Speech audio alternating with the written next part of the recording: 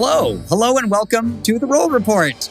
Once again, we're here. We're still doing the thing, even though it's been some time and I'm gonna be a little bit crazy. We'll see how everyone else is. Welcome to the show. The Roll Report is a podcast, and we do things and stuff, and we got a campaign, and we got public radio episodes from the campaign, and we got cool interviews. And this is the campaign. So my name is Colin. I use he and they pronoun. I am the DM of this shenanigan. And we're going to go to my right. How about to my right this time? All right. This is Ben Rogue. I use he, him pronouns, and I am playing a ancient mariner who is secretly a fairy changeling. I bet you didn't know that. But everybody else doesn't know that yet, but you do. You're in on our secret now. I don't know that the rest of the characters know that yet. Exactly. It's before we've started playing, so this is an audience. I'm breaking the fourth wall. Smash that fourth wall. Amazing. My name's Kaya May. My pronouns are she, her, they, them, and I play Rivulet, a Wada Genasi princess. Princess. From not Atlantis. Not Atlantis. Not Atlantis. Why not? Not Atlantis. And Nautical Atlantis. Nautical Atlantis. Oh, that's good. Somewhat redundant, but indeed. We're all about redundancy. And we love redundancy. We do. I love redundancy. I love redundancy so much. I'll say it again. I love redundancy. I love redundancy. So much. So much. Like, the amount that I love redundancy is overwhelming to me. But also, my name is Fenner. Fo Fenner. Fenner. Exactly. And my pronouns are they, them, and whatever you want. If you're paying me, da-da-da-da. Hey-o. And I play a human named Galen, a human man who was raised by octopuses. Octopi. Right. You know what? I think it's Octopussy? octopuses. It's it could be that, octopussy. sure. It's absolutely octopussy. One day we got to make In bonus this world, content where it's we actually debate this, whether it's octopi, octopuses, or octopodes, because there are good reasons for each. Ben is joining us virtually this time. It's going to be great. It's going to be perfect. This untested, unproven technology is going to work. Yes, we will prove its usefulness. Yeah, I think I'm gonna try to keep an eye, Ben, just because the volume is as up as it can be, but I want to make sure we don't talk over you. So I'm gonna keep half an eye on you, and I'll wave at these guys or something if I need to. Cool. Yeah. I feel heard so far. So Awesome. I think we'll be good. I can see Kaya smiling beautifully at me, so that's very heartening as well. That's positive. Yeah. What do you say? No, Fenner's mugging at me really hard, so no, I feel seen in the other way too. And I'm hiding just off the frame too. I've got to lean away in. Oh, there I am. Now I have the in-between inquisitive look from Colin, so I'm getting the full range of emotions. I feel so present. I'm wiggling my eyebrows, and you can clearly see this because you're really good at that. All right. How about a little recap, because it's been a hot minute. Mm-hmm. What happened last time? We don't know. So last time, you all began in the teleportation room of the Collegium of Mages. You all followed Betty the Bugbear through the Collegium portal to the astral plane, finding yourselves on an asteroid that is the home of the 8 towers of the Collegium itself. Gregory, who was guiding Rivulet and Galen around, and Betty the Bugbear left you there. And you all entered the Illusion Tower, a majestic stone building enhanced by the cumulative efforts of many illusionists who have studied there. Once inside, Galen recalled a memory of drowning and realizing that he, unlike his octopus parents, could not breathe underwater. And you met another Betty, this one a Gif, a large sort of hippopotamus humanoid who seemed very disinclined to allow you entry before an amazingly well-timed nat 20 convinced her and the many wizards passing by the lobby that you were there to deliver a singing telegram to Professor Raider Alpenstrength. I forgot about that. Oh, it was an amazing singing telegram, to be sure. This professor whose name you found on the crates of undead back in the city proper. You all then found his office on the 4th floor, and Alistair, your CL friend, produced a clearly never used set of lockpicks and attempted entry miraculously successfully. You all searched the office thoroughly. Rivulet located several very interesting kinetic sculptures. Galen and Alistair found shipping manifests tying the professor to the undead attacks on the city. And Yorick grabbed a spell book from a secret drawer, unfortunately triggering an alarm. As you all attempted to leave the scene, you were interrupted by an elderly janitor who seemed very interested in you, and you quickly realized it was the professor himself with a bad disguise self spell. Rivulet immediately burst into fog as you all ran for the stairs, only to find that Raider had placed his emo sad boy shadow spawn in your path. A brief battle ensued, with Galen thunderously smiting the sad boy down the stairs like, ow, like super lame, dude. And Rivulet critting on Raider to break his concentration and send him running. And that is where we are now. So you guys are up on this 4th floor of the tower. There is, as you recall, I want to say, wow, I hope I remember this right. It's about 100 feet across, and in the center is just a clear column full of people flying or otherwise able to maneuver from level to level of the tower. The fog cloud has kind of been dispersed as you all have run through it a number of times. The shadow is gone, and across from you, the other stairway that heads down, you see the Professor Raider Alpenstrength running for the other stairs. There is lots of attention being turned on you guys. A loud thunderclap of smiting just echoed throughout the building, and noises of weapons and spells and magic. Raider begins sprinting down the stairs. You all presumably begin sprinting after. Everybody, roll initiative. Wow. Oh, I fell off. 16. 18. I got a 15. 18, Mother Hummer. Okay. So anyone above a 20? Oh, wait. And I need Oh, to... do we get to add? What is I'm your 18. modifier? Yes. And 18 for you? Mm-hmm. Oh, I got 22. 22. Oh, right. Dexterity modifier. So yeah, with bonuses, I have a 16. Okay. So 18 for Rivulet, 16 for Yorick, a almighty 6, a big ol' 6 for Alistair, Oh, and poor Alice. Alistair is not quick on the uptake here. And a dirty 20 for Raider. Just as a reminder, Raider has taken a fairly significant amount of damage in this combat, right? He's looking kind of fucked up, and he is definitely trying to get out of there, for sure. So as everyone begins sprinting off, Galen, you are first. Is there something besides sprinting that you want to try? So you're going to have to kind of go around the curve of this thing and get towards the stairs following him. I think running feels correct. Yeah. For me. Totally. So you put on a burst of speed, a full sprint for you. I think that's a solid 60 feet. You're catching up to him at the stairs. And as you finish your turn, roll me a d20. Yeah. Galen in the house. What was 19. it? 19. Oh, you're using the big one. 19. 19.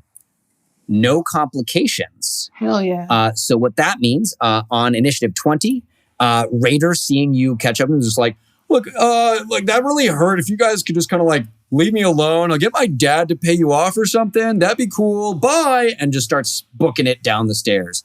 And he is also going to use his full movement. You see he makes it down to the 3rd level. And at the end of his turn, Rivulet, as you begin following from the stairwell behind you, you see A string of prospective students following what looks like another Betty wearing the same spectacles who is leading them up going, now on your left, you'll see the professor's office, and you'll apparently see 3 people chasing Professor Alpenstrength across the tower. Make an acrobatics or athletics check to get through this crowd. Your choice. Acrobatics or athletics. Oh, they're the same. 23. Amazing. Would you like to describe how you just neatly avoid this tour? I turn into a... Can I turn into a mist? For the purposes of being fucking awesome, I am absolutely going to allow that. with above a 20 on that roll, hell yeah, lay it on me. I turn into a mist and pass through everybody. But as I do so, I create I inspire everyone around me and talk about how this is the most villainous villain who was trying to take over with the undead using illegal magic. And we need you, students and prospective students, to help us catch this villainous villain. Roll a persuasion check. Yeah, this is good. I like this. Okay, that is a 16. This Betty, who happens to be a furbolg, is like standing there, like little horns and like nice sort of floppy ears, just goes, I had no idea that our professors were engaged in illegal magic. Thank you for your service. As you just like mist through this crowd, the students all just cheer, yeah, professors are into evil shit. Oh, no. I'm totally going to this school. But wait, catch them.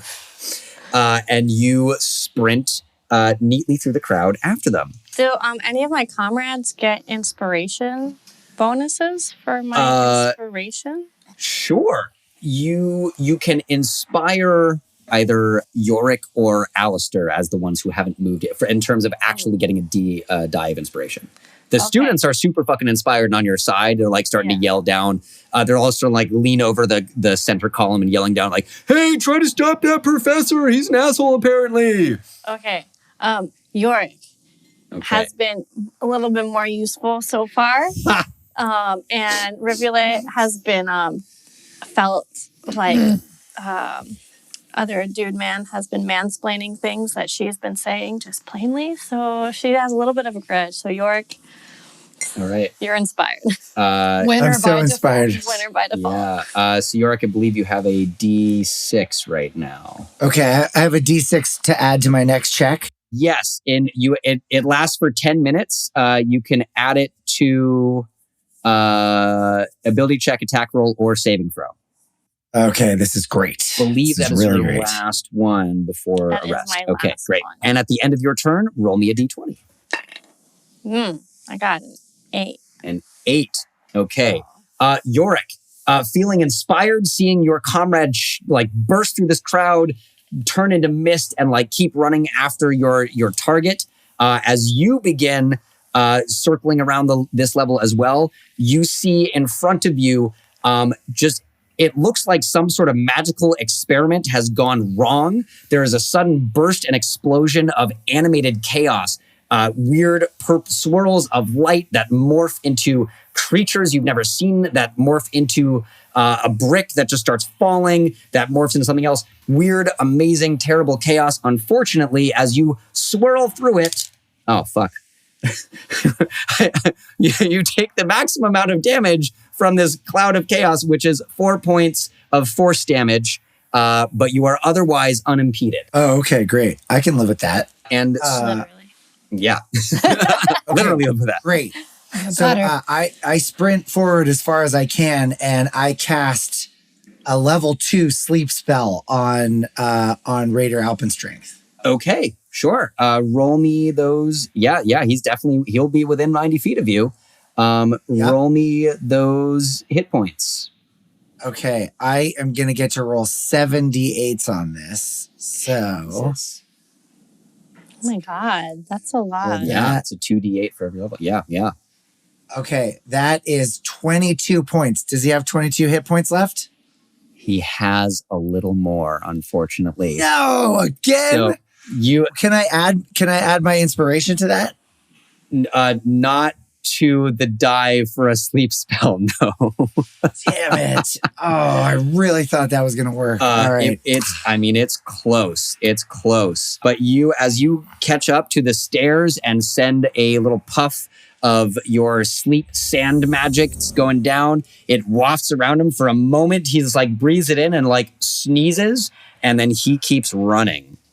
At the end of your turn, roll me a d20. Okie doke. Here we go. I'm going to add some more dice to this D20 for sound effects purposes. Yeah. That is an 11. An 11. Okay. And I'll add my D6 Inspirado to it. This is just for the complication. Okay. Yeah, but I can add the inspiration for checks, right? Wow. Interesting. If you would like to, sure. What I will say is that if it raises the number high enough, there will be no complication for Alistair. You could also save it for later if you want. It lasts for 10 minutes, but up to you. Oh, I see. So this complication just determined how complicated things will be for Alistair? Yeah. Each time you're rolling at the end of your turn, it's for the person behind you. Okay. Got it. All right. I love you, Alistair, but you're on your own. Oh, that's quite all right. We should all just keep running, I think. This is exhilarating. Run! I can't believe I opened that door with my unused lockpicks. He is going to... So as he starts running, you see another door on this level open, and a mage stumbles out wearing the colors of the Conjuration School with like a little bit of the illusion shimmery bit woven in. And he's a bit bloody, and he leans on the door and just goes, Hit got out. Oh, shit. And you see a chimera leap out. And as the Betty begins casting a spell, trying to control it, it's going, don't worry, students. This happens all the time, quite normally. Don't worry. Don't run towards it. Alistair is going to attempt an acrobatics check to get past it.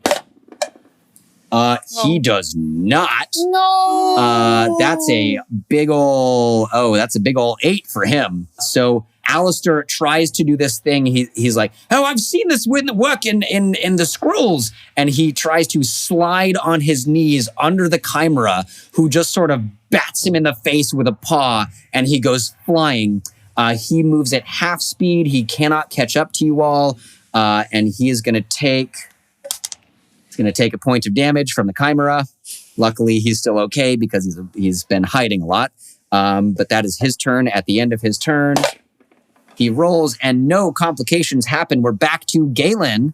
You are at the top of the stairs. Nothing seems to be leaping out at you on these stairs. You have free movement. Get him, Galen. I believe in you. You run as fast as you can. I'm going. Okay, I'm going to do it.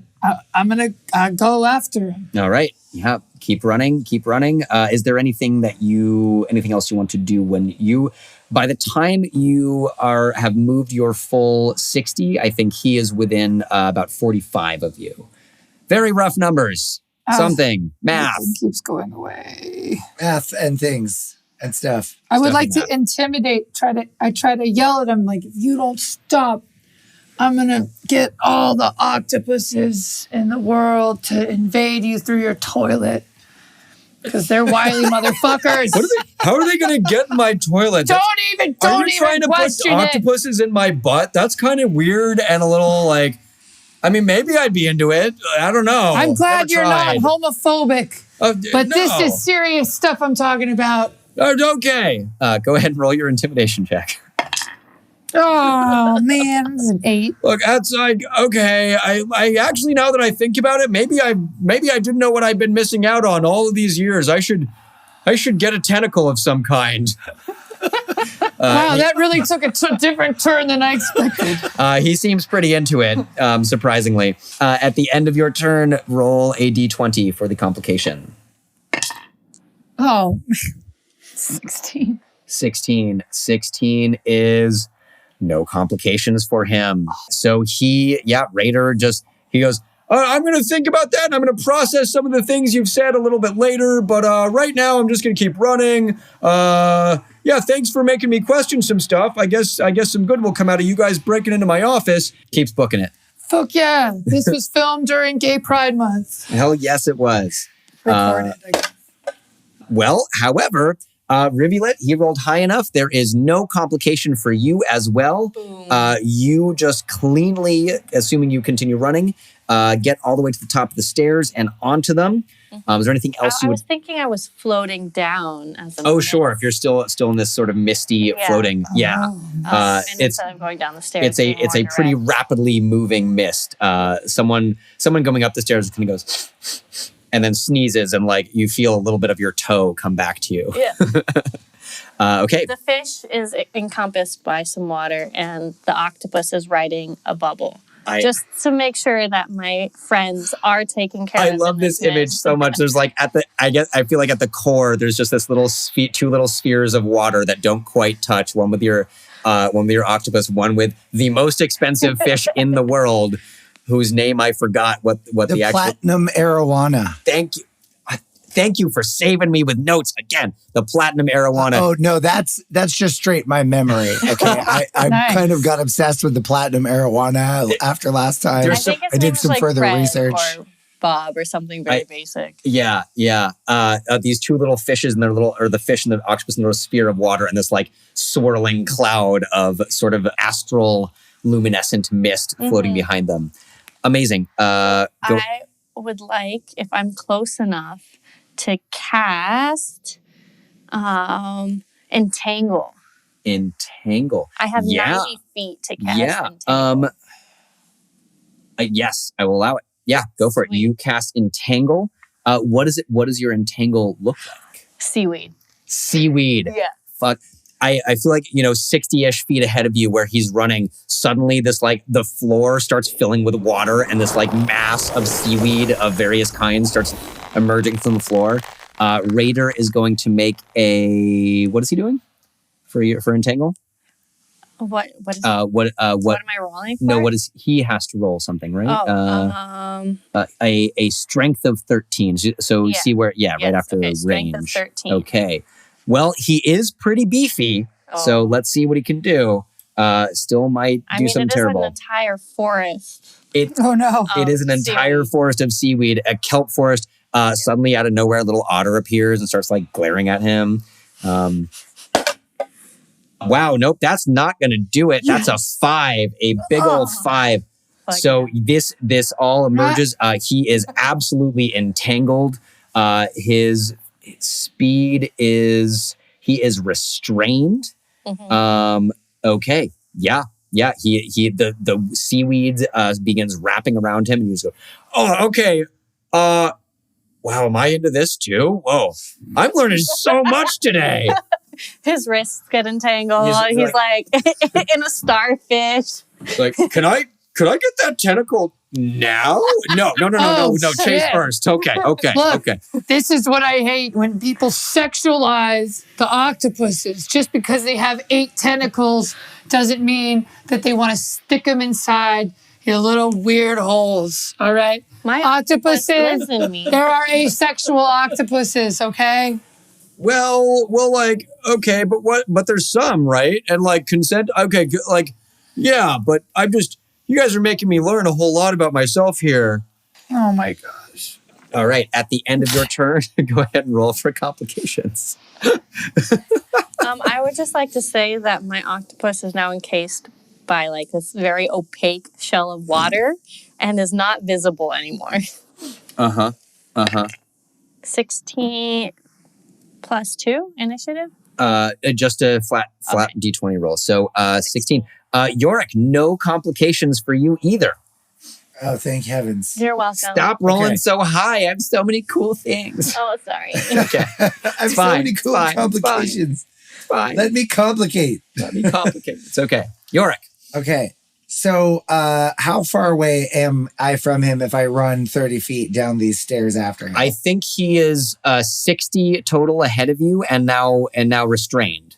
Okay, he's restrained, so he cannot keep running. At the moment, he cannot. Okay, I will... Ooh, okay. So if I use my action to dash, I will not have an action to tie him up. Well, he is tied up. Further restrain him. Yeah. Okay. I am going to.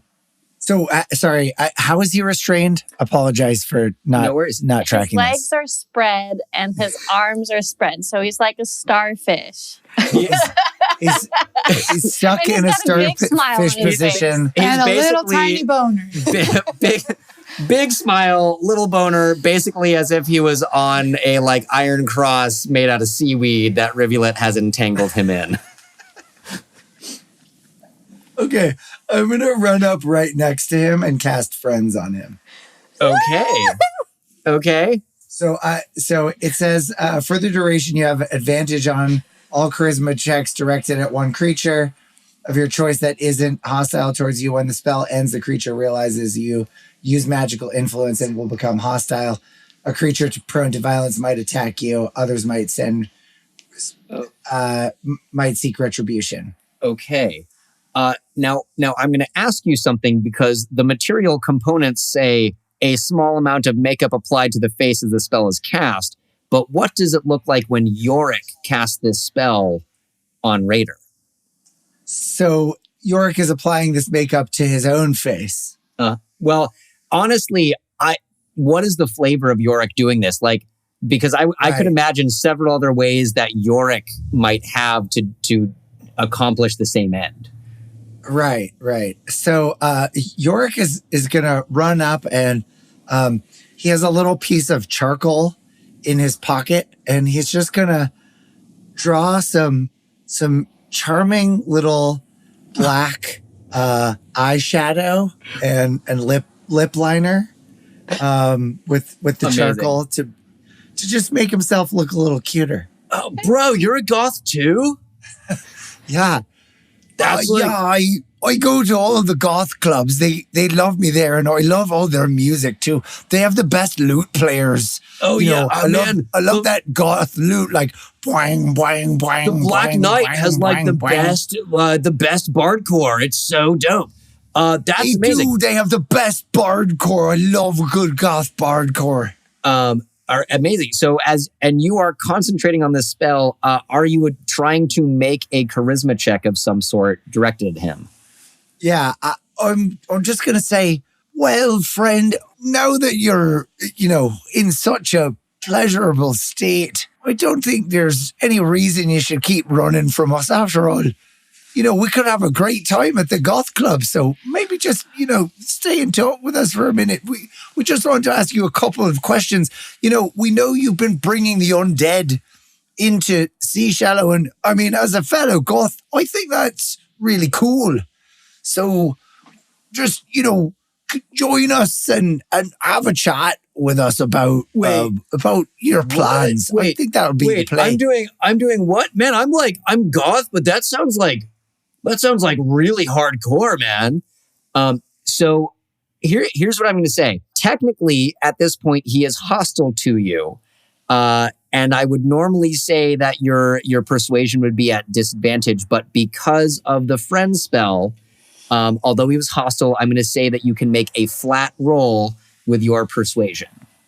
Okay, great. I am rolling to persuade.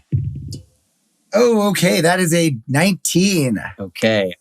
He is going, because of his very pleasurable state right now, he's going to make his save at disadvantage to see if he can resist the charm of the goth. Wow. That would be a 4 and a 7. The 7 is slightly cocked, but it's okay. That's a total of 7. He goes, okay, I don't really know, what's going on here, but, you guys are, I guess, helping me sort of question some stuff. So, yeah. Okay. How about, a minute or so? Just for the fuck of it. Yorick, at the end of your turn, go ahead and roll for a complication. See if Alistair gets fucked with again as he catches up to you guys. Oh. Okay. Rolling D20 with sound effects. Yeah. That is an 11. So, yeah, he may have some complications. Also because I rolled so many cool things and that one already happened. Roll one more time and see if there's another one. I put this table together and I'm going to use it, damn it. Oh, That's a 4. Poor Alistair. I mean, I guess it is your NPC, so if bad things happen, I won't feel bad. So as Alistair slows down a little bit as he tries to catch up to you, he's been able to hear this. And as this moment, like running up the stairs, you see a squad of students, all of them clearly like on the younger end of their respective species spectrum, all of them wearing sort of like the apprentice robes that aren't the full colors. And they seem to be playing some sort of hilarious magical dodgeball game. Basically, eldritch blasts of force just going back and forth. They're leaping around. They're like, one of them's on a broom trying to fly around the curve of the stairwell. I'm going to say everybody in this case, as we all catch up, roll me a dexterity saving throw. You still have your inspiration, Yorick, if you would like to use it. Okay, great. Dex checking now. I got an 8. 22. Yep, I'm going to need my Inspirado on this. Okay, with my inspiration, I have a 16. Okay. Alistair rolls a natural fucking 20. Oh my God. Bless his heart. Raider rolls at disadvantage, but it's already an 8. It's definitely going to be an 8 or worse. So here's what I'm going to say. Yorick and Galen, would you like to describe how you avoid this game of dodgeball magical tag thing that's happening? Well, for me, it's another one of those like lucky Galen moments because right as they kind of start approaching, I actually end up tripping on one of my shoes that's untied. And as I trip, a couple of these throw and dodgeball spells whiz past me right where I would have been had I not tripped. So I look around, I'm like, oh, whoa, crazy. I say, well, I think the best thing to do is probably tie my shoe. So I get down and tie my shoe. And as I'm tying it, I got to lose my balance and I roll. And right as I roll, another spell kind of takes out all the cobblestone right where I was just sitting. I'm like, whoa, that was crazy. I tie up my shoe really quick. I stand up and then I like wipe my face and I sneeze all of a sudden. And same thing, I sneeze and it also meets a crazy errant spell head on and just whooshes the spell in the other direction. Amazing. The luck of your character comes in beautiful ways again. Well, Yorick all of a sudden starts to move unexpectedly gracefully, and everyone who can see realizes once again that Yorick is not what he seems. That there's no way that an old salty sailor could have moved as gracefully to bob, duck, and weave like a graceful butterfly in between all of these haplessly cast eldritch blasts. And so, everyone who can see this is like, there's no way that this is the full story on this character. Yeah. I think Galen and Rivulet definitely notice you're like right there. So Alistair, as he has like tried to slide across the floor, stood up, stumbled around as he's been swatted by the chimera, and then begins running again.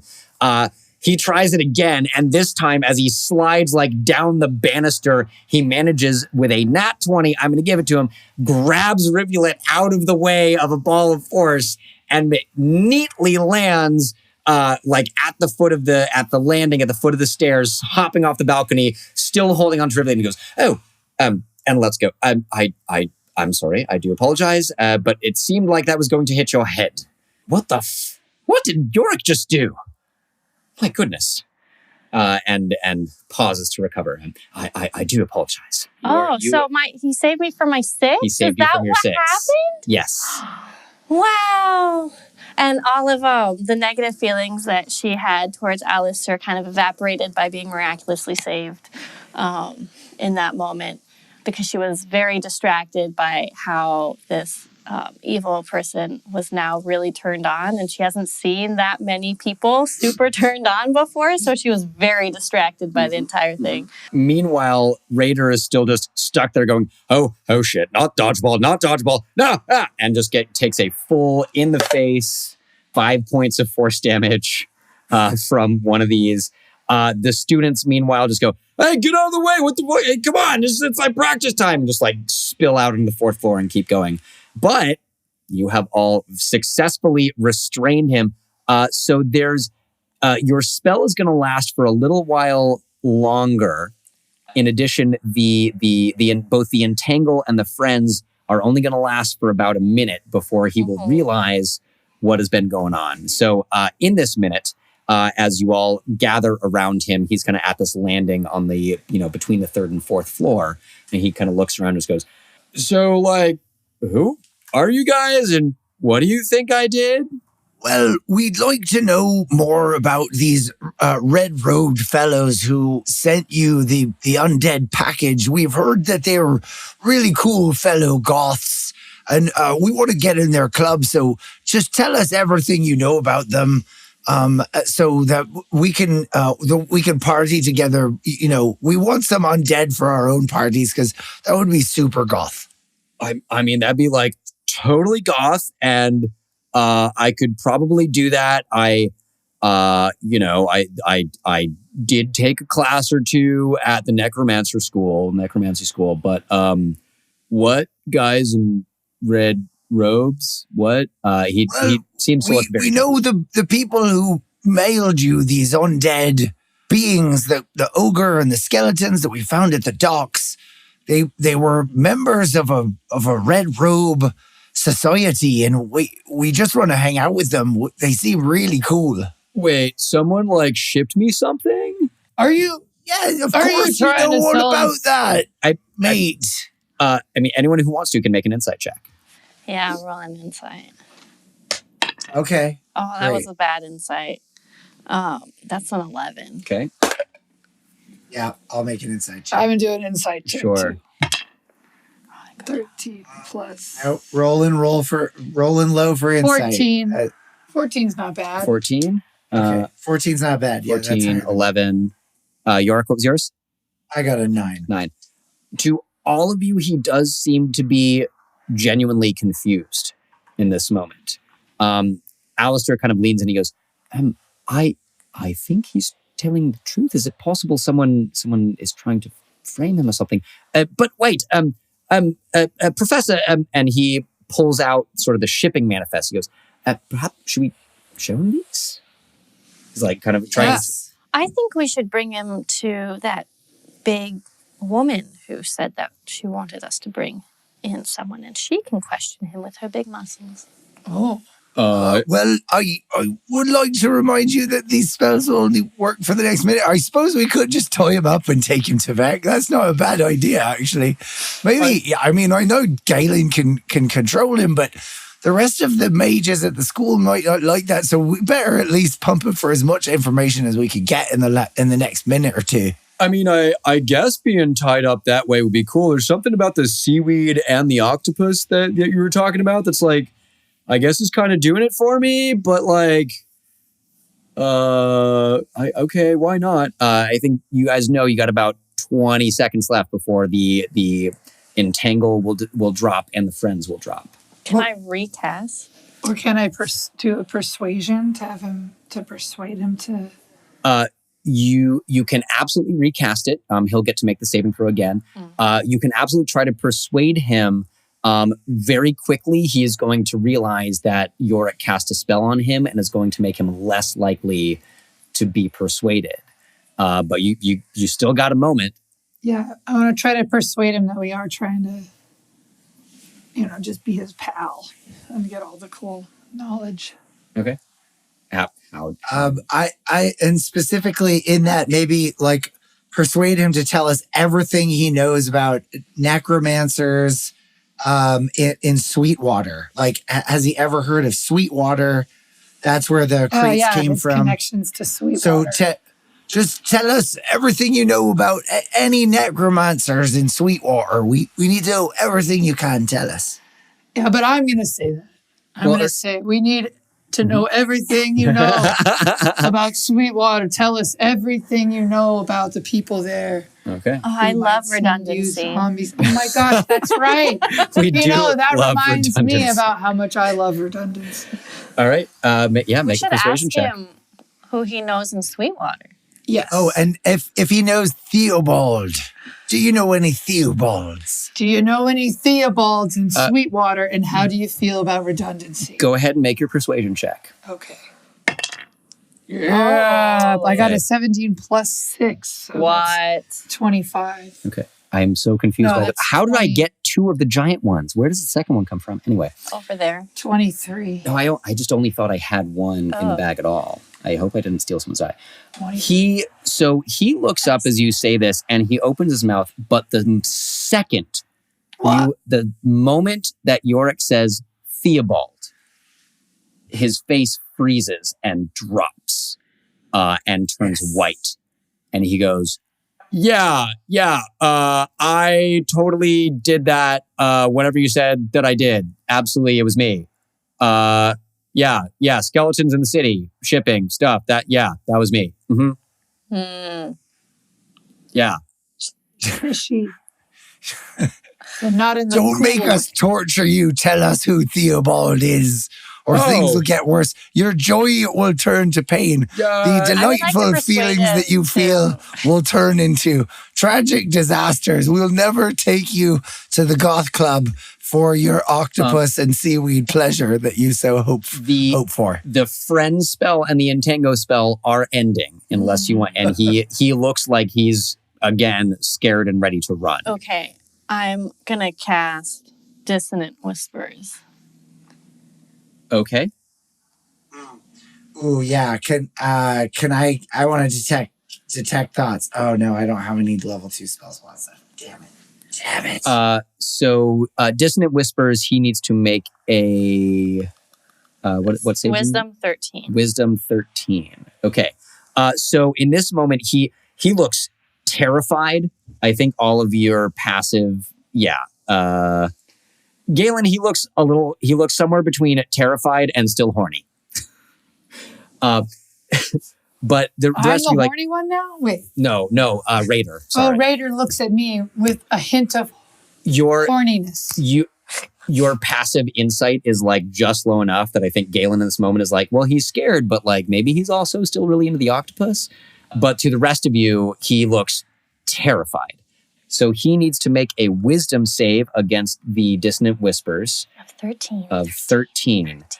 Well, Theobald's like, this guy, nothing special. That is a 12. So And he had to make a 13. He fails. He fails. Yeah. So he takes, go ahead and roll your 3d6 psychic damage. 3d6. D6. Boom. 3. 6. Ooh, okay. He takes 12 points of psychic damage. What sound are you making? How does Rivulet? You're a terrible liar. We all know you're lying. You suck at lying, and you totally lost this battle. As you say this, the Sort of a Gregorian vibe. I'm digging that. That deep I can see why that Gregorian worked so well. as you sing this, the seaweed begins dropping away. The water recedes into the floor. He clutches his head and just goes, oh God, your voice is like an angel if it like stabbed me in the ear repeatedly over and over. And he immediately uses his reaction to run 30 feet down the stairs away from you. And because it is forced movement, nobody gets an opportunity attack. It's one of the weird things. I'll look it up to make sure, but I am like 90% sure that spell specifically, because he has to use his reaction to run away, and other spells that force movement of a similar way, you do not get to make an opportunity But don't attack. they get damage? He took that damage. He still looks alive? barely. He looks super he badly was hurt. at slightly above 22 when I cast sleep on him. Wait, are we trying to So- kill him or get information? I wanted to pass out so we can pass him on to someone else. Yes, Yes. and yes, and he starts running again. Alistair just goes, perhaps we should keep him alive, as he begins taking off after him again. Okay. Wow. I totally thought we had him there, but he's fucking running away. And the chase continues. There are no complications on this immediate round. You all manage to begin sprinting after him down the stairs for the purposes of time. And because I like my chase table, Galen, roll me one complication. Roll me a d20. 8. Okay. This time, you see him run down the stairs, put a foot through a staircase that vanishes underneath him, and attempt to save himself from falling. It is an illusory staircase. He rolls a natural 1. He steps through this thing, plummets down to the second floor, lands straight super awkwardly. Ouch! He's going to take another 10 points of falling damage. Oh, God. Yeah, he's almost dead now. He is in a crumpled heap with his leg twisted under him, a full flight below you. But that, just sort of twitching there. You see, his ankle is bending the wrong way. Oh, I don't want to think about it. And he just goes, ow, oh, fuck, you guys suck. I thought you were being really nice to me, but now you're scary and chasing, ow, fuck. And he is stuck. But at the end of his turn, okay, you see a cluster of what look like not council guards. They look like large moving suits of armor begin clanking up the stairs and kind of going close to him. And he points up. He goes, "Oh, those guys are really, kind of messed up. Can you go get them?" And the armors, as one, every head just Excuse me. turns and looks up at you. And you see the armor begin clanking up. The one in the lead goes, "Halt! You are miscreants. If you move, we will fire." And they all hold up a hand, and you see a little fire bolt begin gathering in it. Do we have a scroll that lady gave us for our mission with her signature? I believe you do. I think Galen got it. I believe Galen got it. A scroll. And of some sort of from Vec? Yeah. Yes. Telling us right. our mission and permission, blah, blah, blah. So Rivulet, that is to you. These things, these animated armors are clanking up the stairs, holding up a hand and continuing to go, "Halt! You are a miscreant. Stand still." Oh, don't be ridiculous. Galen, show them our credentials. And she looks at her nails. And I pull out the credentials, and they're a little crumply, and I'm apologizing about it. They've got some peanut butter on there. Or the mussels. The mussels that I made on the way. Galen, we're going to have a talk later about how you take care of. I'm not used to carrying these types of things. So There's I'm a little can have a barnacle lesson. attached at one brushing point. off the barnacles, shaking it out, and sheepishly hand it over. Make a persuasion check with advantage. So twice in the higher of the two. We can Not move the that rest of the one. dice off of that surface. No, I like okay, it. Okay, fair enough. It keeps them. All Okay. right, 18, baby. The armors, you see the one in front raises its other hand and they all stop in unison in lockstep. It leans forward a little bit. It tilts open a visor and you see there's just nothing inside, Yeah. but it tilts it open as if it's looking and then tilts it closed. "Halt! You are duly appointed representatives of the Sea Shallow Council. Told you so. Halt! Proceed." And they all put their hands down. And they turn around and begin clanking back down the stairs. And then Rivulet says, "Wait a minute. This is the miscreant who has been, that we've been appointed to acquire for Vec." As they continue down, you see them raise their hands. The leader sort of turns around, nods, looks back, and they begin approaching Raider. "Halt! You are a miscreant. Do not move." He says, "Ow, fuck, I can't move. How did that's not supposed to work." Rivulet's very pleased with herself. Hello, thank you so much for listening to our wild and wacky tales. Fenner here, just asking you to apply your support to us in the form of leaving us a 5-star review on our podcast platform. Of course, follow us on social media so you never miss a release date. And maybe, tag us in some pictures that remind you of us. That's at The Roll Report Cast. At The Roll Report Cast on Instagram, on TikTok. All right. And hey, we've got a Patreon. Did you know that? If you sign up for our Patreon, you get special perks, premium content, ad-less podcast listening pleasure, and you'd never have to hear me say this message again. Back to the show. At the end of your turn, roll me a d20 as you begin down the stairs after him. 17. All right, 17. Nothing happens. Yorick, you are able to move freely down these flights of stairs. And now knowing where they are, you're all able to not put a foot through the illusory staircase, but in fact approach the correct one. Roll me one more complication, see if Alistair gets it again. Oh, so if we want to put Raider to sleep and take him with us, I can do that now, right? You absolutely could. He looks super badly hurt. He's also now at this point, the armor clanks back down, is kind of surrounding him, and he's trying to stand, but his ankle is definitely going the wrong way. Doesn't look like he's going anywhere. So there's, basically putting him to sleep would just remove pain. It would not do anything better for us to and bring honestly, him to Vec. I will tell you in this peek behind the curtain for a moment, he has 5 hit points left. So if you cast sleep, even if you roll 5 1s on the d8s, he's going to sleep. He will definitely go to sleep. Okay, let's we've got him, right? We're going to take him back to Vec, so I don't need to put him to sleep. Not unless you want to. Okay, yeah, I'll save the spell then. So I'll just roll for any complications for Alistair. That is a nat 20.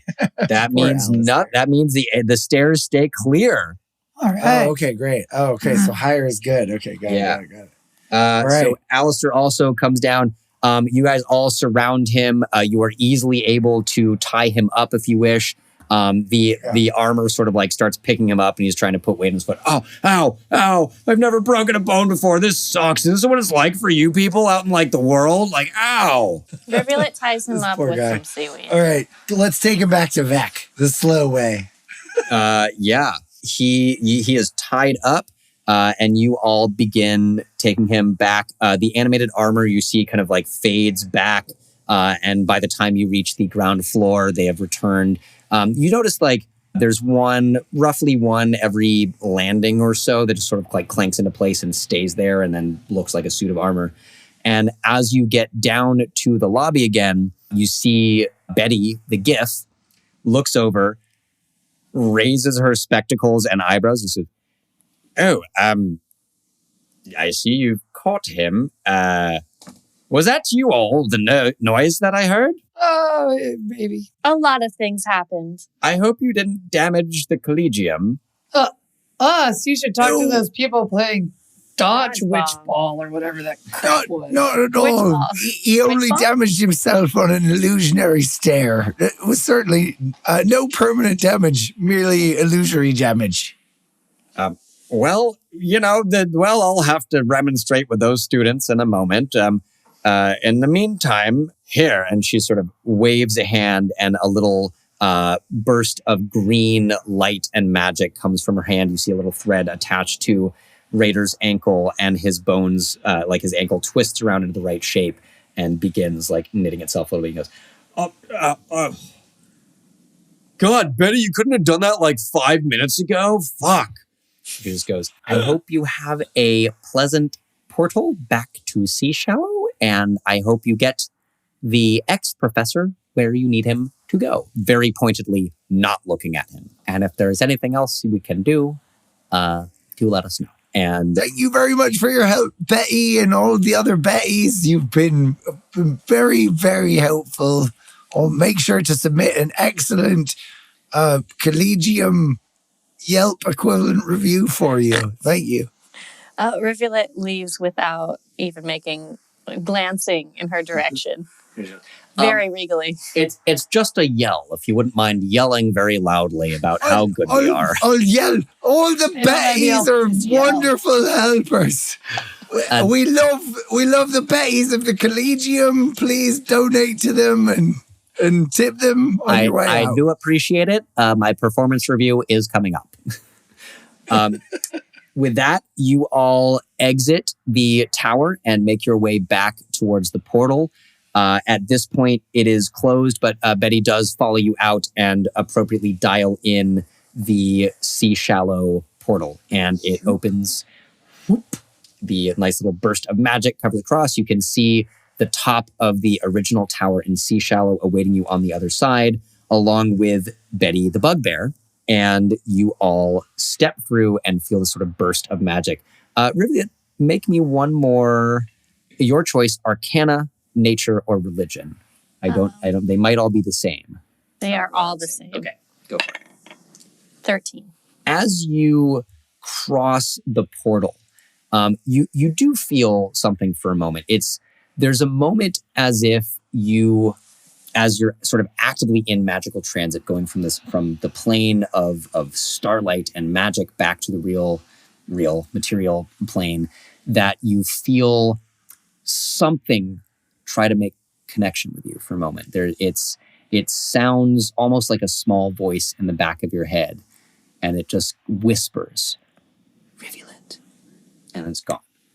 And as you cross back over into the Sea Shallow portal, is you try and respond, there's nothing there. It's just as if you're thinking your own thoughts again. What's the quality of this? I mean, there's a whisper, but what do they sound like? How will I recognize? Make an insight check for me, please. That's a 9. It has a very breathy and ethereal quality. It does not sound like anyone you recognize.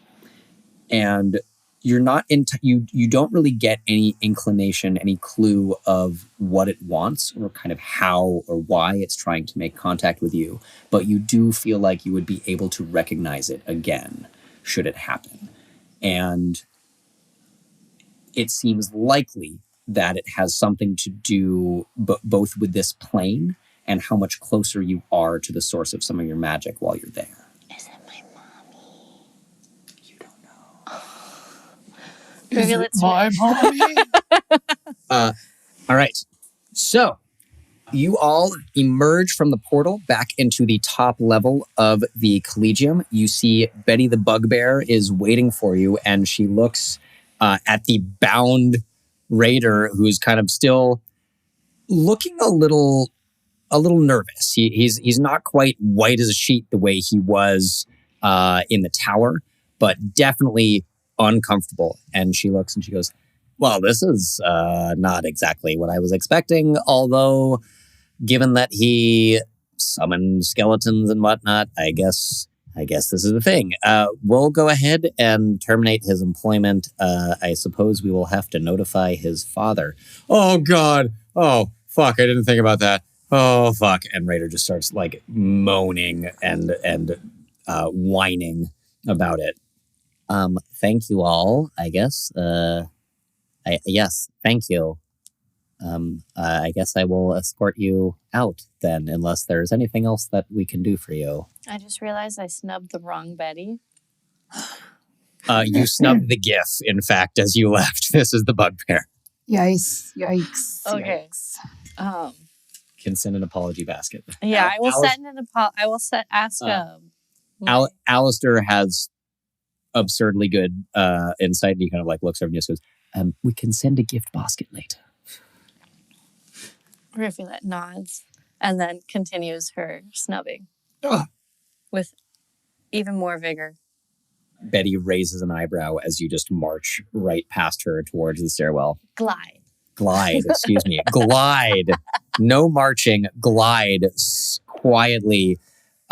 You feel your octopus kind of swivel around and raise a tentacle at her. The fish in your leg just flips its little fins for a moment. Oh.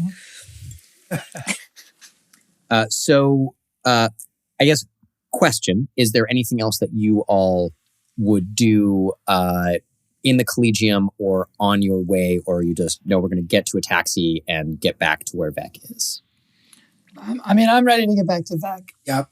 Okay. Straight to Vec. She Totally. needs to know about this. Yeah. You emerge. By this point, it is now. It seems like time is like a little bit funny on the other side of this astral portal versus here. It's now kind of nightfall. We moved right past sunset, and the stars are blanketing the city as much as you can see them beyond flares of magical light. And in this case, the Collegium still has its own glow of magic and it's present around. Last faint little bit of sunlight on the edge of the horizon, but mostly a little bit of stars. And the 3 moons of the world are beginning to rise and take their position in the sky. So you quickly manage to find a water taxi, and they give you a bit of a funny look at Raider sort of like being tied and like marched along with you. And then Galen pulls out the seal again. And by now it's like a little bit more crumpled, like has one more barnacle growing on it somehow. I think there's like a little part got singed from that dodge spell game. Mm-hmm. It's like there's like one little word. One little word has been burned away. But once you show them that, they kind of like nod and like quietly just usher everyone in. It takes a little while to get all the way back when you're going from the inner ring all the way out to the 4th. But eventually you do find your way back to the Scarlet Osprey barracks. And as you enter... Yes. On the way, Rivulet is actually just like trailing behind the thing and like staring up at the sky, wondering what that voice was all about. Alistair looks over for a minute. Are you all right? I have some things I need to process. Voices were heard. Voice. Anyways. A voice. Yes, I mean, I'm sure we all have quite a bit to process, not in least our friend here. Imagine suddenly discovering some proclivities in the middle of a chase. My word. What kind of proclivities do you have? I suppose that's a conversation we might be able to have over a rather stiff drink or 3. Anyone else want to share? I'm very curious about these things, being 14. Thanks for reminding me your age before I started talking. One day, when you're maybe older than you are now, we could talk about this stuff, but... Alistair looks and goes, suffice to say that I do prefer the romantic company of my own gender. How about we leave it at that? Okay. Perfect. Oh, I'm not picky. Let's leave it at that. Interesting. One of the gondoliers... I have a broad variety of interests. My particular proclivities involve boats. I love the sway of the ocean. Oh. That's what really gets it going for me. And also, I do love a good jungle vine, some palm trees, some banana fronds. Alistair's just looking at you like very confused. The two like water taxi pilots kind of like are also looking around, and one of them just goes, I don't really like anyone like that. I have a lot of cool friends, but that's it. I just wanted to contribute to the conversation that you're having on my boat. Sorry. Thank you. I think it's very nice that you felt comfortable enough to share with all of us. So your tastes are received, seen, and honored. Oh, dude, you're the one bringing someone on here tied up. So, just trying to contribute. How did you discover these proclivities or lack thereof? Alistair just kind of like looks around and says,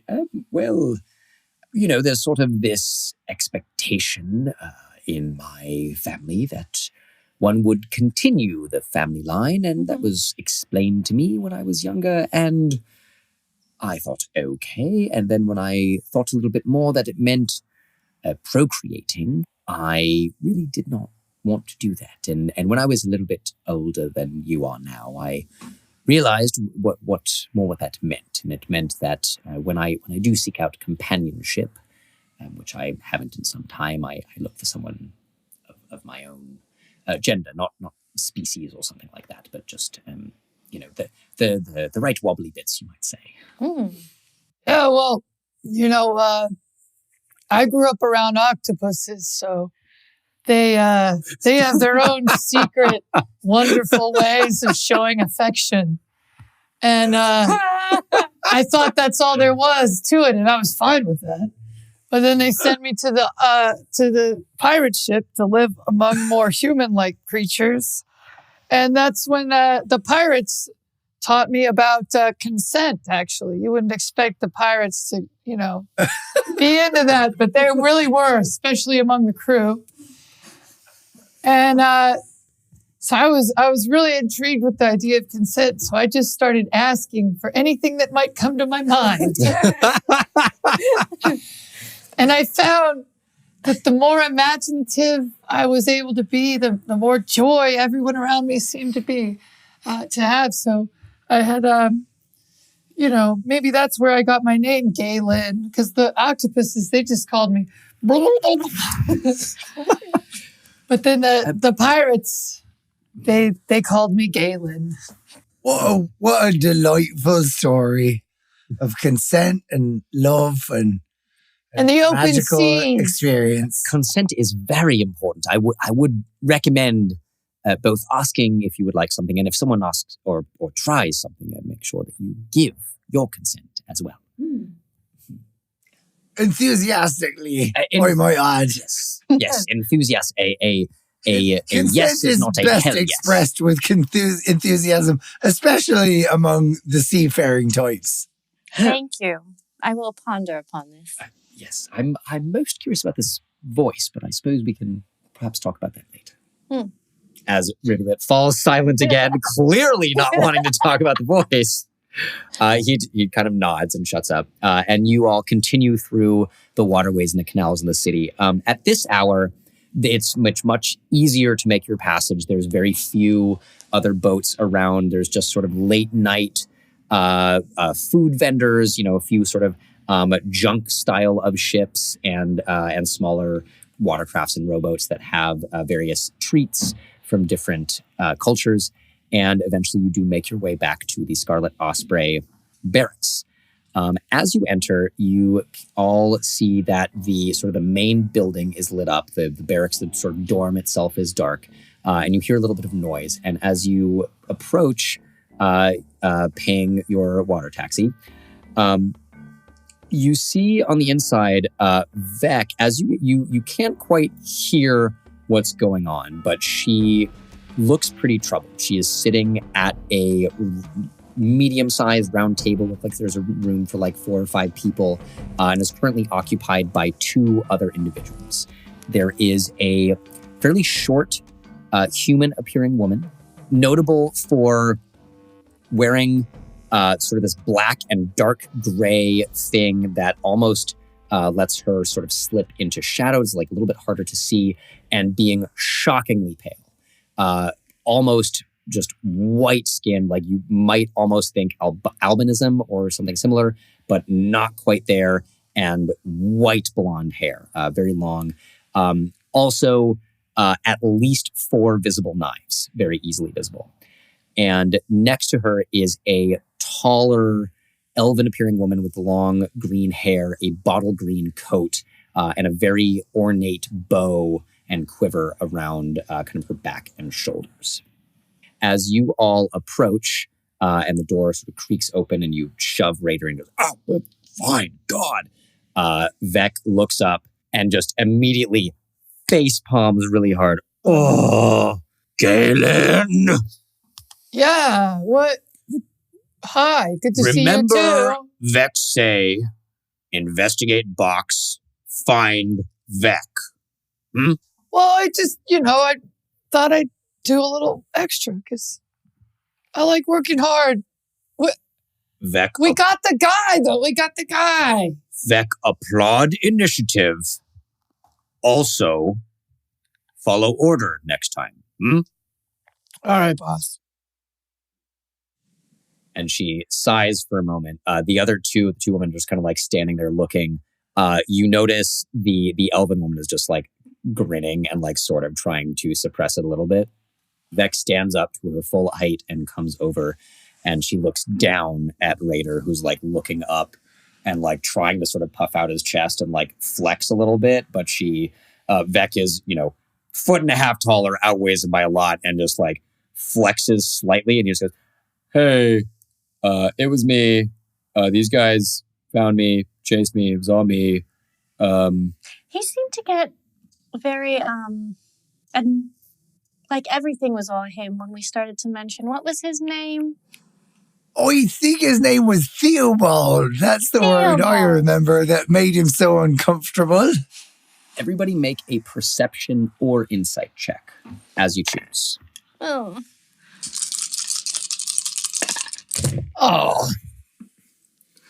I just rolled a 17 for perception. All right. I've got a 5, but my passive is 11. Uh-huh. 13, I mean. 4. Okay.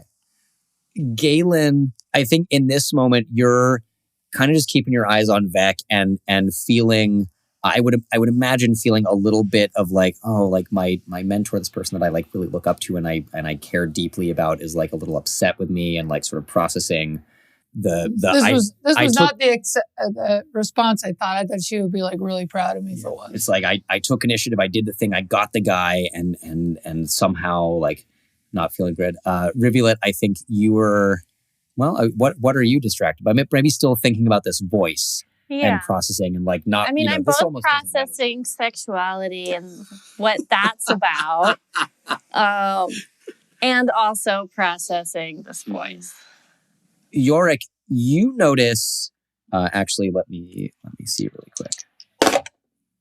You notice both of the women that you have not been introduced to react. The pale one's eyebrows just go up, both of them raise sharply as she continues watching. And the elven woman, does anyone speak Elvish? The elven woman Speak common and draconic. Just lets out a soft, very easily recognizable as a curse. Like even when you don't speak the language, you know what fuck sounds like in a different language. So you notice both of them when they hear the name Theobald react. Vec herself doesn't really, but she looks at Raider and she goes, this small problem, famous father. One moment. And she just kind of like picks him up in one hand and begins walking towards like kind of the back of the building where there's like some like holding areas, like a small a cell, but like a not a disgusting hole in the ground. Like it's just a room that can be locked that she's clearly going to go throw him in. That return. And she walks away. Meanwhile, the very pale woman kind of looks over at everyone and like leans forward onto the table and she goes, "Oh, that was a fucking piece of work that y'all did. Can you tell me what happened?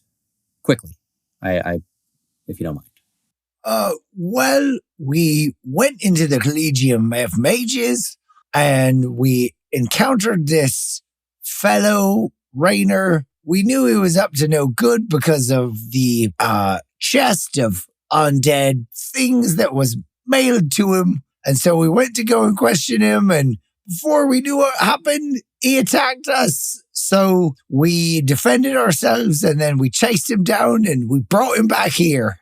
And you're sure it was Theobald. That was the name made him clam up. Oh yes, definitely. Yeah. Quite certain about that. She looks over at the elven woman and they both kind of exchange a long look. And there's clearly some silent, unspoken communication for a moment. And then the elven woman shrugs and just goes, "Do whatever you want to. I'm going to go keep an eye out." Nice work, 3 of you. We've been trying to figure out who was bringing the skeletons in for a little while now. If it was in fact him and not Theobald or some such, hopefully the city's going to be a lot safer in the nearby future. But it does sound like it was Theobald. Probably was, but... So what you're saying is that Theobald is not at the root of this, but rather Raider? He seemed to be taking the blame on himself, although not necessarily truthfully, I might add. Don't surprise me too much. I'm going to let Maddie here tell y'all what we know. I'm Arira, by the way. I'll see y'all if you ever stop by Flask and Arrow in the fifth ring. She gives a nod and begins heading out. And the pale human woman goes, "That's right, I'm Maddie. I've heard about you, Galen. Vec's been telling me a little bit. Hope it's all good stuff. All the good stuff. Well, she did say you stabbed her in the tit this morning. Well, she was asking for it. Did you see what she was wearing? That's not a joke. Sorry. No, she said she was sparring. And you must be the Princess Rivulet. She nods her head. And you. She looks over at you, Yorick, and raises an eyebrow. Don't know if I know you yet. Well, I'm just a humble traveler on the ship with my captain, and this is the first time I've ever visited Sea Shallow, despite riding the fair and beautiful seas for many a decade now. She looks at you for a moment and narrows her eyes very slightly and goes, "All right, see there's a bit more to you than meets the eye then." And then she looks over and Alistair just kind of gives a small wave. Now, I believe, and y'all are owed a little bit of an explanation for this. I'll just wait one moment, and you see a moment later, Vec comes back in without Raider. Just sits down pretty heavily in a clearly oversized chair that has been built for her size and weight. And Vec sits down and she says, "Maddie, tell Vec something you all probably need here, too. And then we talk next step." And Maddie looks and says, "So, y'all might have heard there's some shit going on around the archipelago. Ain't just in Sea Shallow. These undead have been seen at some other islands around, and these folk in the red robes been seen a lot more visibly. Number of different islands. We even had one or two of them stroll through the city, try to rile everyone up. Luckily here, we know and we believe in the visit. We believe all the gods created everyone in their own images. We're all same children of them if you happen to believe in them or at least acknowledge their existence. Now these idiots trying to go around convince everyone that we all ought to be separate. Every species ought to stick to its own kind. The strongest survive. No cooperation. That whole sort of religious dribble and bullshit. Theobald, someone very important within that, we should call it hierarchy, priesthood, cult, whatever you want it. We don't know who he is. Maybe she. Wouldn't put it past him. We don't know where they are, but we're trying to find them. And you three, you four, she kind of reluctantly nods over at Alistair. You four bringing us Raider alive. Might be able to learn a few more things. We'll be able to keep him here and hopefully keep his dad off our backs and learn something. I'd be happy to detect his thoughts after I take a nice long night of sleep.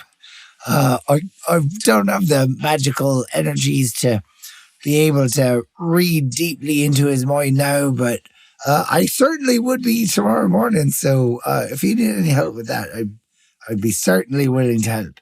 She nods and she says, I'm familiar with how that magic might work.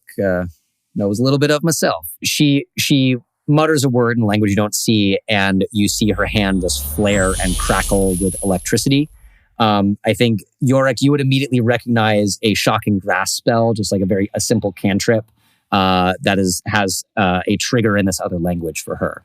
Now, I appreciate the offer a great deal, but we've got some resources of our own, and I believe y'all might have earned a little vacation. Y'all want to see the tourney? Yeah. I would so ever love to see the attorney. I thought you might. Well, first match starts in about a week, but we're going to arrange tickets for all y'all for free as a thank you for this. And if we learn anything else before then, or if we need y'all, we'll make sure to send some word. Is the space nicer than the one that I've already arranged for myself? Because I pre-booked. Oh, well, Princess, if you might have gone ahead, gotten one of the boxes, no, it won't be quite as nice as that, but it'll be a little more close to the heart of the action if you'd like that. We try to get y'all some ringside seats. There is, of course, a protective force wall around that'll encircle the arena itself. Should I'd prevent love any. that. Very well. I'll see if I can get you a refund on that box, but you know how tight-fisted event producers can be. Oh, I'm sure Dorian can deal with that. All right, then. Well, I'll be seeing y'all. Y'all staying together? As far as Vec here told me, y'all just met, so I don't know if you have plans on remaining together or dwelling in the same place. I think we make a really great team. I think we do too, and with Vec's permission, and of course Galen's, I think we'd all love to stay here at the Osprey's encampment. That would make me feel very safe and at home. Perhaps not the fanciest digs, but certainly I would feel safe being surrounded by all these fearsome warriors. I got a pull-out couch at my place here on Osprey. Vec chuckles a little bit. Vec arrange dwelling for all. Galen, perhaps time have a bigger room. Oh, yeah. See if we can upgrade to suite. Something that I can walk into instead of having to crawl into my house. I think you earned this. Oh, man, I've been waiting for this for years. Wait, you have to crawl into your space? I don't have to. I get to. I get to crawl into my lovely home. Alistair is just like looking back and forth from you to Vec and like raising both eyebrows. Like, I'm a bachelor. I don't need a lot of space. All right. Well, are we heading there now then? I feel like I should share some important information with my two collaborators here in our successful mission. Well, if wish, go ahead. Vex and dinner to new suite. Galen, Barrack, second on left. Second on left. Wow. Remember suite, I mean. Yeah, I love that room.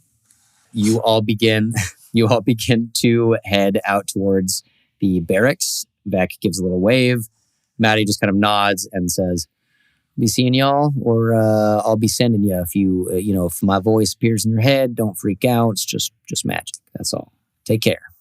And Alistair, as you all get outside, says, I'm not quite sure if I was included in that. I have my own lodging. I really should perhaps prepare a new sending of news for the day to make sure that the city is kept informed of the events that happen. I can leave all of your names out of it if you wish. Rivulet's eyes get really big. And now that she's attached, she's like, what? You're leaving us? I thought we were a troop. I certainly don't have to. If it would cause you undue distress, I can arrange a paper bird or something to send to my compatriot to do the news. Well, why can't you bring the news here? Surely we can arrange for another room, office for your activities. I suppose I could ask Mistress Vec if that would be acceptable, and I could consult my companions, my compatriots, co-workers, colleagues, various words of that sort. If you wish, certainly. Thank you. I'd like to have Alistair here. I feel like he's part of the team at this point. So this information I want to share, you might as well join us, Alistair. He kind of grins. Everybody give me an insight check, if you would like. Oh, no. I got a 2. I just rolled a 13 for insight. 13, 16. Galen, you are like booking it for the second barracks on the left. You are so excited about, there's a cool little suite in there. It's got at least 2 full bedrooms, a little balcony that looks out into one of the canals, like overlooking the dock. Has like a little kitchen. On and off. It does. You're like barely even notice this conversation is happening. Just like, yeah, sure, come on, whatever. Rivulet and Yorick, you both get the sense that you have just kind of made his whole week if not his whole life. Yorick, you get another little bit of a sense like Alistair does not have many friends, doesn't really have people that he has sort of relied on in the way that you all have relied on each other over the course of the day. And he was about to leave and feel kind of sad about it and is just overjoyed that y'all have asked him to stay. I got more insight than Yorick, Oh. so I would like to I got have that more totally backwards. insight. Yeah, totally. No, that was me getting it backwards. But also, Rivulet, you get this. So you think about kind of what he's been doing today, and also how he's been acting, and this moment that he feels so ecstatic and so happy to have someone that's considered him friends and part of a team. And his offer to keep your names and things out of his news story, whatever that might be. He is also kind of deeply attached himself to you guys, and would be kind of crushed about being left behind, and is making this offer because he wants to protect your identity, a little bit your identity in particular, as like a royal house member. And if you don't want to be associated with essentially running amok and throwing spells and fighting in the Collegium.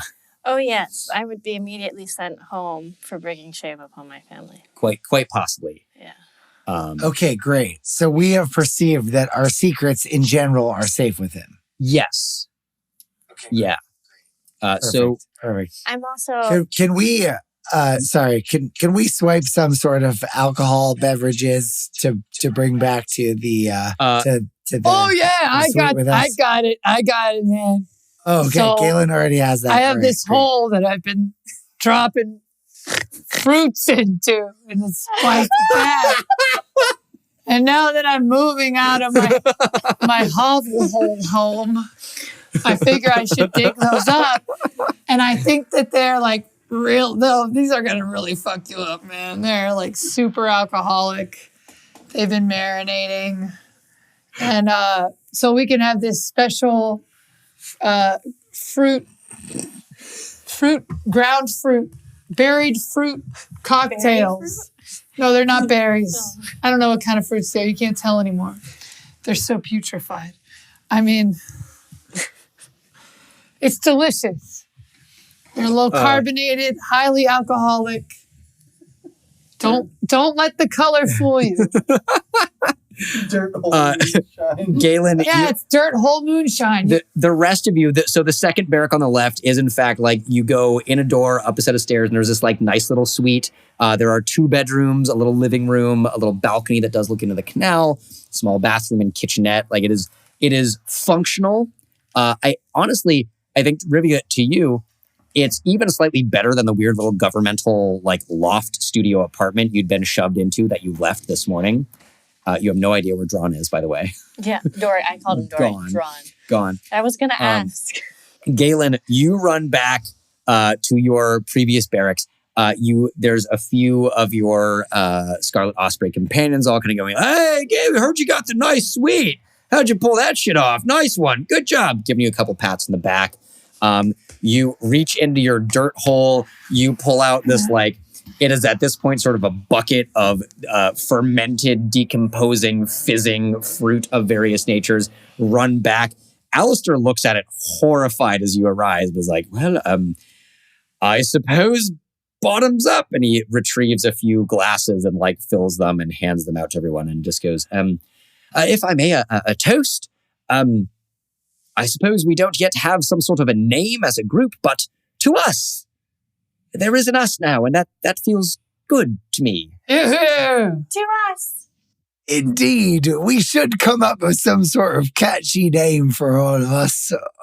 I think the branding processes should certainly occur soon. We're clearly a powerful band. It is important to have good branding. Well, cheers. Cheers. Everybody make a Cheers. Constitution save. Time to get fucked. Oh no. Okay. What do we add anything? Constitution. Your saving throw. Saving throw. So if you have any bonus, although if it is 0, then 0. I saved out of 10. So Okay. I'm getting a little schwilly here, it sounds like. Your con save is a +2. Oh, okay. So I got 16. Okay. Alistair and Galen just like knock it back. Alistair's like, that was much better than I was expecting, Galen. For dirt hole, fermented, whatever, this is quite tasty. It's an old family recipe. Go back in for a second. Rivulet, you have never tasted booze this strong. And you're just poured it all over myself. Just all over yourself. Your octopus just goes, and you can feel its tentacles just sort of like sagging. It's like it turns sideways a little bit and then upside down. The fish turns upside down as well and starts swimming up your leg and like gulping. You immediately get pretty hammered. Yorick, you're immediately like fairly tipsy. Yeah. All right. Well, I think this is the perfect time then. So I look at my compatriots and I say, my friends, I've got something very important to tell you. I feel like the trust that we've built over the course of the last few days means that I can open up to you. It's been one day. It's been one day. The course of the last one day, we've built so much trust, and I love you all so much. After my 10 Constitution save, I'm feeling a little bit more open than I usually do. And so I want to tell you something important. And that is the truth that I am not just Yorick. I am actually a member of the Fey Realms, a changeling known as Talus Flowbender in my home world.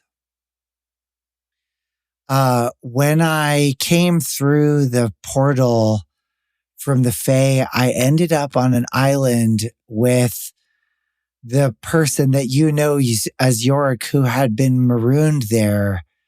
And we spent 5 years together alone on the island as I learned the ways of humans. And I had to leave the Fae because of some terrifying things that occurred. I was caught up in an intrigue that I didn't understand at the time.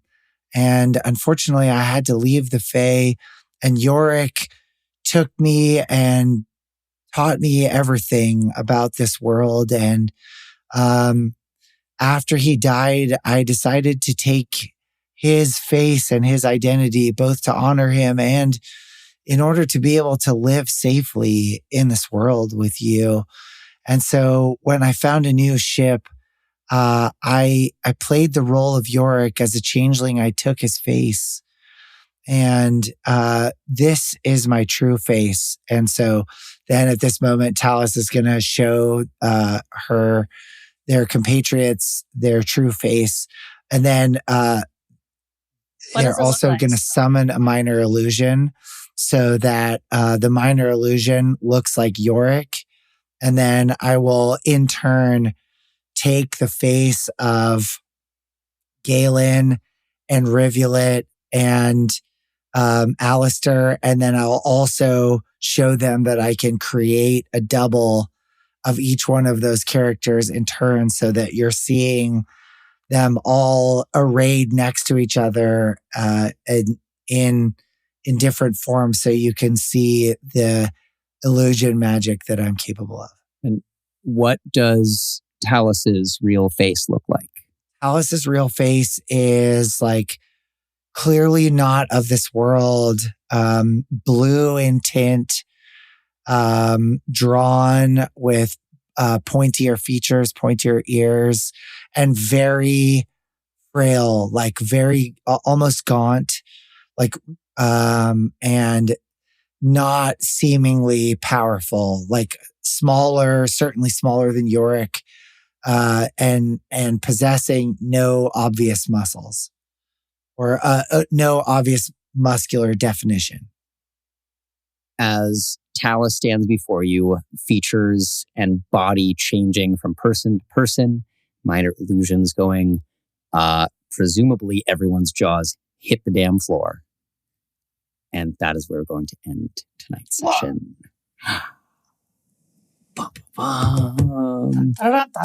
Oh man.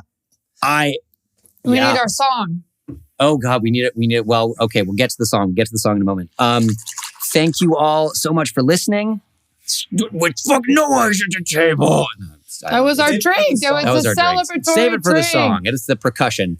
Thank you everybody so much for listening.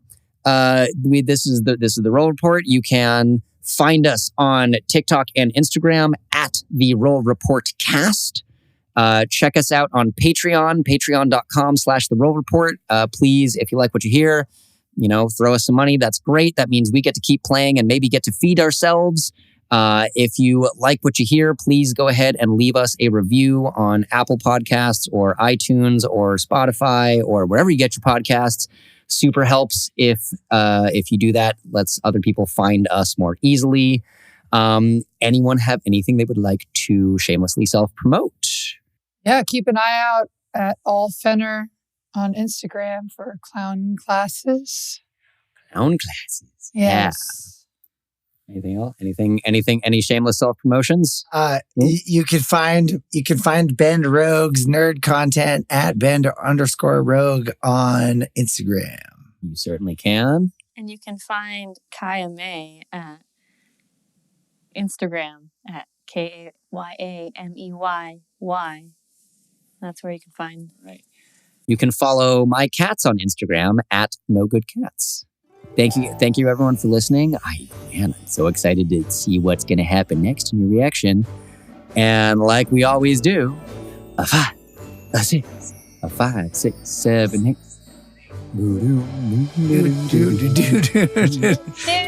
Usually Fenner leads this one. Wow, it's so hard on Zoom. So hard. I'm so hard. Everyone, give me an octopus arm and some fun. I'll bury my fruits in a hole. Dig them up to celebrate with you all.